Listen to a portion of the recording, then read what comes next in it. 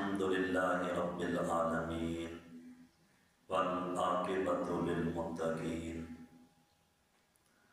والصلاة والسلام على أشرف الأنبياء والمرسلين وعلى آله وأصحابه أجمعين أما بعد فأعوذ بالله من الشيطان الرجيم بسم الله الرحمن الرحيم شهر رمضان الذي أنزل فيه القرآن آمنت بالله صدق الله مولانا العظيم وبلغنا رسوله النبي الكريم ونحن على ذلك لمن الشاهدين والشاكرين والحمد لله رب العالمين. قال الله تبارك وتعالى في شان حبيبه الكريم إن الله وملائكته يصلون على النبي يا أيها الذين آمنوا صلوا عليه وسلموا تسليما. اللهم صل على سيدنا ومولانا محمد وعلى آله وصحبه سيدنا ومولانا محمد وبارك وسلم عليه. الصلاة والسلام عليك يا سيدي يا رسول الله وعلى آلك وأصحابك يا سيدي يا حبيب الله. الصلاة والسلام عليك يا سيدي يا رحمة للعالمين وعلى آلك وأصحابك يا خاتم النبيين. اللہ رب العزت جل جلالہ اما نوالہ اعظم شانہ اتم برہانہ خالق کل مالک کل حقیقی پنہار ارحم الراحمین رب کی لاکھوں کروڑوں حمد و ثنا. حضور سرور کائنات فخر موجودات بزم زینت کائنات تاجدار رسول فخر رسول حامی بے کساں سید سربراں امام المرسلین خاتم النبیین احمد مجتبی جناب محمد مصطفیٰ صلی اللہ تعالی علیہ وآلہ وسلم کی ذات ببرکات پر لاکھوں کروڑوں درود و سلام کے تحفے عقیدتوں محبتوں کے ساتھ پیش کرنے کے بعد اللہ تبارک و تعالیٰ کی بارگاہ میں دعا ہے خالق کائنات مالک کائنات سب مسلمانوں کو اپنے گھر میں آ کے نماز جمعہ ادا کرنے کی توفیق عطا فرمائے. عظمت و برکت والا مہینہ جس کی آمد ہے کچھ لمحوں کے بعد صبح کو یا اتوار والے دن جس کا پہلا روزہ ہوگا. عظمتوں اور برکتوں والے مہینے کی آمد ہے. اللہ سب کو اس کی شایان شان استقبال کرنے کی توفیق عطا فرمائے. رمضان المبارک بڑا بابرکت اور رحمتوں والا مہینہ ہے. اس مہینے میں اللہ تبارک و تعالی بندوں کا رزق بڑھا دیتا ہے اور اس مہینے میں بڑے سے بڑا گناہگار بھی آپ کو اللہ کی بارگاہ کی طرف رجوع کرتا ہوا نظر آئے گا. بڑے بڑے لوگ بڑے بڑے گناہگار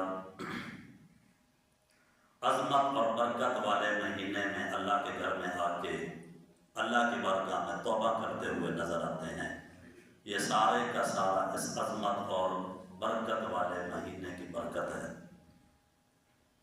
لوگ رب کی طرف رجوع کرتے ہیں اور اس عظمت اور برکت والے مہینے میں مسجدوں کی رونقیں دوبالا ہو جاتی ہیں،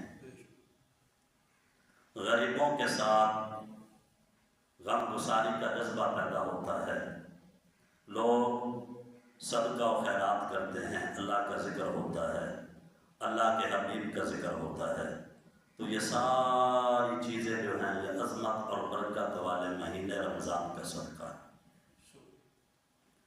یہ عظمت اور برکت والا مہینہ جس کی آمد ہے، اللہ سب کو اس عظمت و برکت والے مہینے کا صحیح معنی میں استقبال کرنے کی توفیق عطا فرمائے۔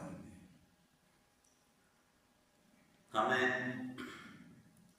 اللہ تبارک و تعالیٰ نے جو عظمت اور برکت والا یہ مہینہ عطا کیا، تو ہمیں اس مہینے میں کیا کرنا چاہیے؟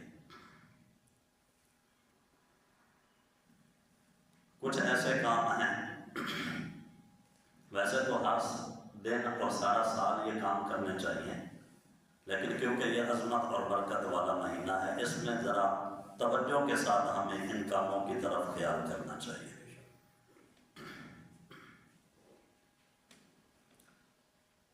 سب سے پہلی بات یہ ہے کہ اس ماہ مبارک میں جس نبی کے صدقے ہمیں یہ عظمت اور برکت والا مہینہ نصیب ہوا ہے، ہمیں چاہیے کہ ہم اپنے حبیب صلی اللہ علیہ وآلہ وسلم کی ذات پر کثرت کے ساتھ رمضان المبارک میں درود پاک پڑھیں۔ اور میرے حبیب پاک صلی اللہ علیہ وآلہ وسلم نے ارشاد فرمایا کہ جو بندہ صبح اور شام 10 بار درود شریف پڑھے گا تو قیامت والے دن اللہ کے حبیب اس کی شفاعت فرمائیں گے۔ 10 بار صبح پڑھے، 10 بار شام کو پڑھے، یہ اتنا برکت والا وظیفہ ہے، اتنا برکت والا یہ کام ہے کہ قیامت والے دن اس بندے کو مصطفیٰ جان رحمت کی شفاعت نصیب ہوگی۔ اور فرمایا، روایت میں آتا ہے کہ ایک نوجوان تھا، گناہ گار تھا، گناہ کرتا تھا،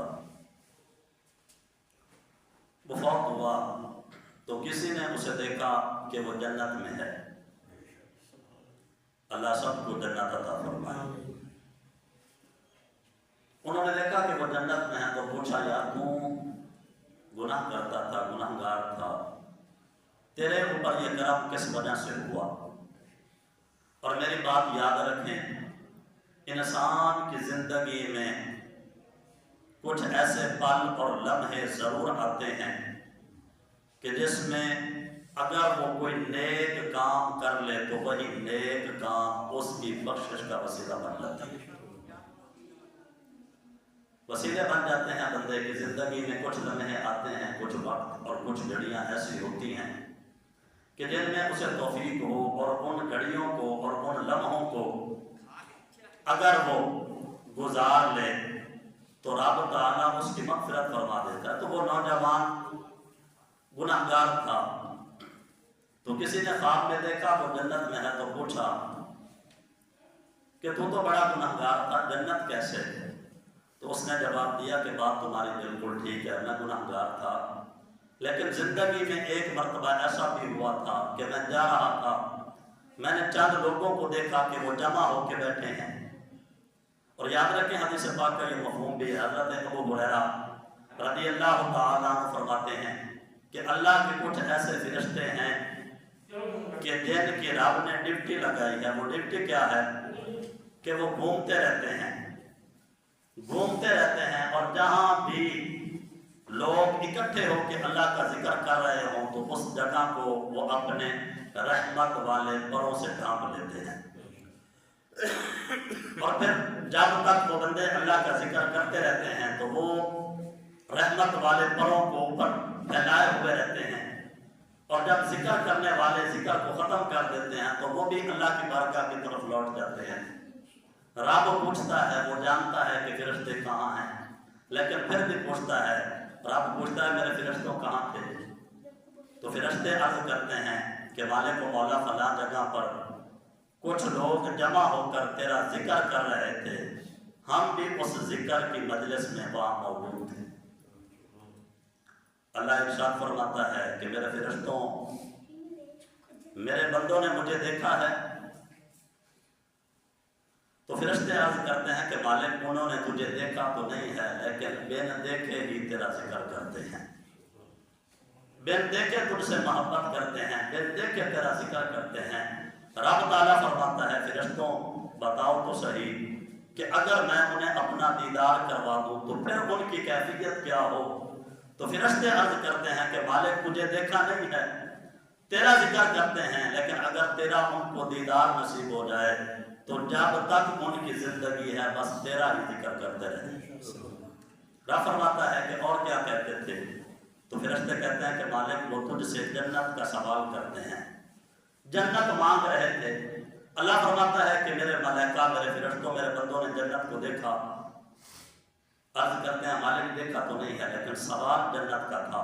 رب فرماتا ہے کہ اگر میں جنت کا خوبصورت نظارہ ان کی آنکھوں کے سامنے کر دوں تو پھر ان کی کیفیت کیا ہو؟ تو اللہ کی بارگاہ میں فرشتے عرض کرتے ہیں مالک اگر تیری جنت کو وہ آنکھوں سے دیکھ لیں تو زندگی بھر ان کی زبان پر بس جنت ہی مانگنے والی دعا ہو۔ اللہ فرماتا ہے کہ اور کیا کرتے تھے؟ کہتے ہیں مالک وہ جہنم سے پناہ مانگ رہے تھے۔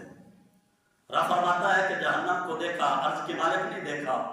اور جہنم کتنی وحشتناک ہے، میں نے پچھلے جمعے بھی وہ حدیث پاک بیان کی تھی۔ میرے مصطفیٰ کریم علیہ الصلوۃ والتسلیم نے جبرائیل سے پوچھا کہ جبرائیل بتا تو صحیح کہ جب بھی میں حضرت میکائیل علیہ السلام کو دیکھتا ہوں وہ روتے ہیں، میں نے کبھی بھی میکائیل علیہ السلام کو مسکراتے نہیں دیکھا، کیوں جناب میکائیل علیہ السلام اتنا روتے ہیں؟ تو حضرت جبرائیل امین علیہ السلام عرض کرتے ہیں کہ اے اللہ کے حبیب، جب سے اللہ نے جہنم کو پیدا کیا ہے تب سے لے کر آج تک میکائیل علیہ السلام کی آنکھوں سے آنسو نہیں رک رہے، اس قدر وحشتناک ہے۔ اللہ فرماتا دیکھا ہے انہوں نے؟ عرض کرتے ہیں مالک تیرے بندوں نے دیکھا تو نہیں ہے جہنم، لیکن پناہ مانگ رہے تھے۔ رب فرماتا ہے کہ اگر میں ان کو نظارہ دکھا دوں تو کیا؟ فرشتے عرض کرتے ہیں مالک ان کا سکون ختم ہو جائے، ان کی آنکھوں سے آنسو اتنے بہیں کہ پانی ختم ہو جائے، جہنم سے پناہ مانگتے مانگتے ان کی زبانیں خشک ہو جائیں، پناہ مانگیں گے۔ رب فرماتا ہے کہ میرے فرشتوں گواہ ہو جاؤ، انہیں نے جو کچھ بھی مانگا ہے میں رب نے ان کو عطا فرما دیا ہے۔ عرض کرتے ہیں مالک ایک بندہ ایسا بھی تھا کہ جو ذکر کی وجہ سے نہیں آیا تھا، بس ویسے چل رہا تھا، کسی کے ساتھ کام تھا بیٹھ گیا۔ اللہ فرماتا ہے کہ میرے فرشتوں میں اپنے نیک لوگوں کی صحبت والے بیٹھنے والے کو کبھی بھی بد نصیب اور محروم نہیں رکھتا، جیسا بھی تھا لیکن بیٹھا تو میرے پیارے بندوں کے ساتھ تھا۔ جہاں میں نے اپنے نیک لوگوں کی بخشش کی ہے وہاں اس بیٹھنے والے کو بھی میں نے بخش دیا ہے۔ تو زندگی میں، انسان کی زندگی میں کوئی لمحہ ایسا آتا ہے کہ اگر وہ نیک عمل کر لے تو اللہ بخش دیتا ہے۔ اب ہماری زندگی میں بھی وہ لمحے آنے والے ہیں۔ رمضان المبارک کا عظمت اور برکت والا مہینہ جس بندے کو نصیب ہو جائے تو جہاں اللہ ان گناہگاروں کو بخش دیتا ہے کہ جن کے اوپر جہنم واجب ہو چکی ہوتی ہے، تو اگر ہمیں یہ نصیب ہو جائے ہمیں بھی چاہیے کہ ہم بھی اپنے رب سے بخشش مانگیں۔ تو اس نوجوان سے پوچھنے والے نے پوچھا تو گناہگار تھا، تیری بخشش کیسے ہوئی؟ کہنے لگا کہ ٹھیک ہے گناہگار تھا، لیکن میں جا رہا تھا، میں نے کچھ لوگوں کو دیکھا کہ وہ جمع ہو کے بیٹھے ہیں۔ کہتا میں بھی ان کے پاس گیا کہ جا کے دیکھوں تو صحیح کہ کیا کر رہے ہیں۔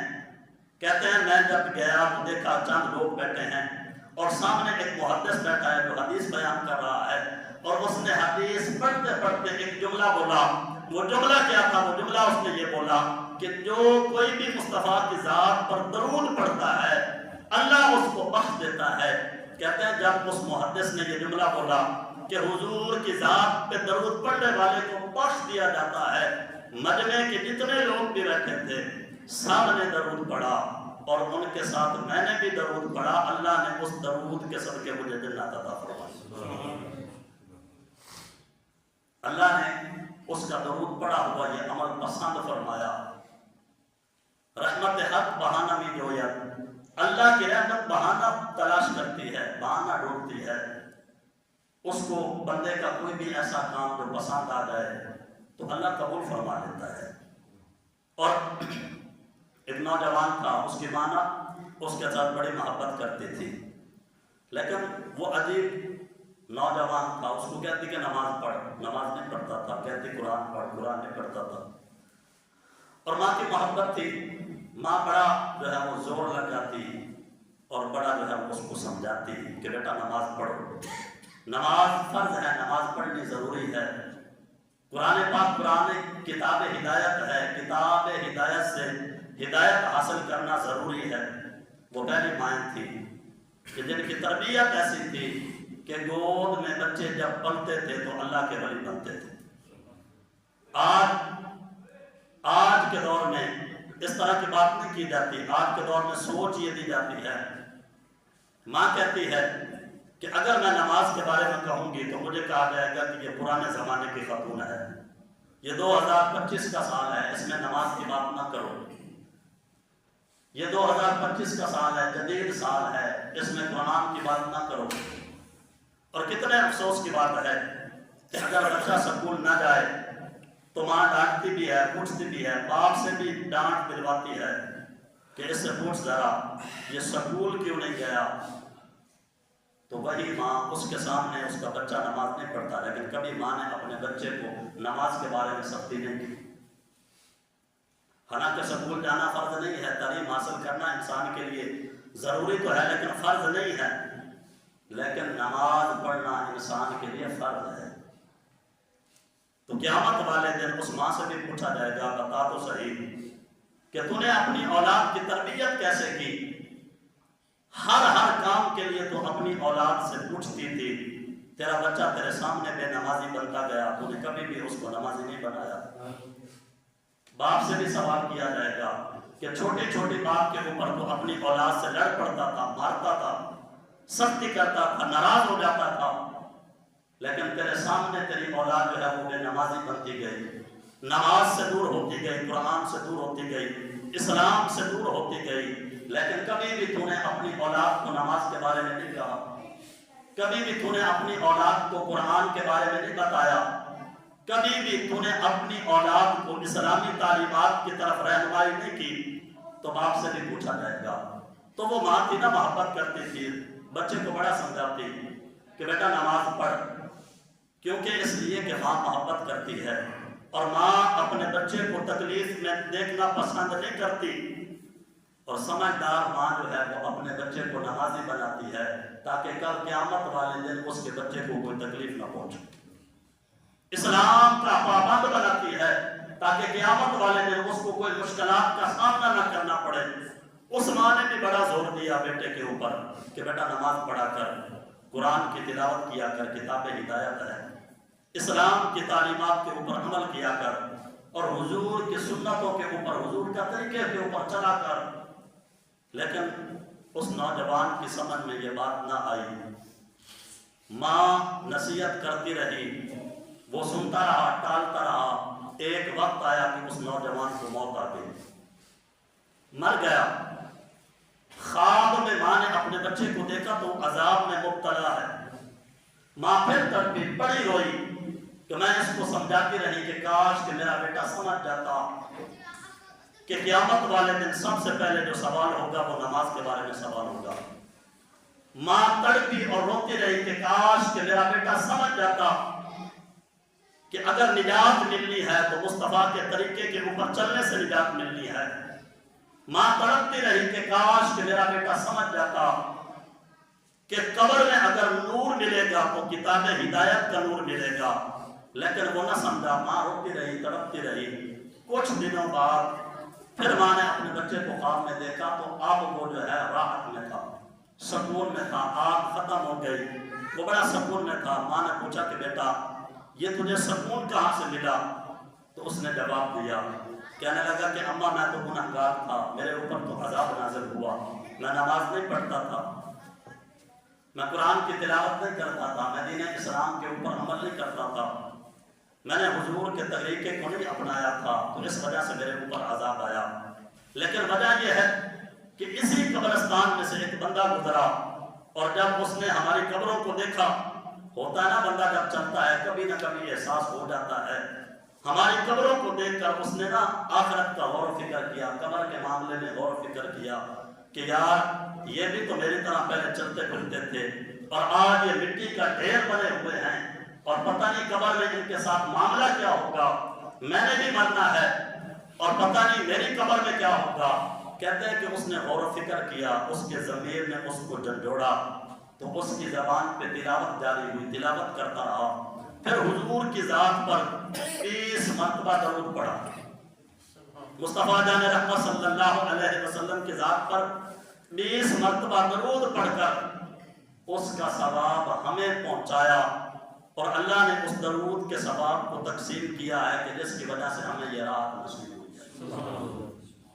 تو رمضان المبارک میں ایک کام کرنے کا یہ ہے کہ جس نبی کے صدقے ہمیں یہ عظمت اور برکت والا مہینہ رمضان ملا ہے، اس مہینے میں تھوڑا بہت وقت نکال کر حضور مصطفیٰ جان رحمت کی ذات پہ ہم نے درود بھی پڑھنا ہے انشاءاللہ، یہ نیت رکھیں۔ اور اس کے ساتھ ساتھ امام الانبیاء نبی پاک صلی اللہ علیہ وآلہ وسلم نے ارشاد فرمایا، حضور فرماتے ہیں کہ جب میں جنت کی سیر کرنے کے لیے گیا، معراج کی رات کو میں نے دیکھا کہ میرے سامنے حضرت بلال چل رہے ہیں۔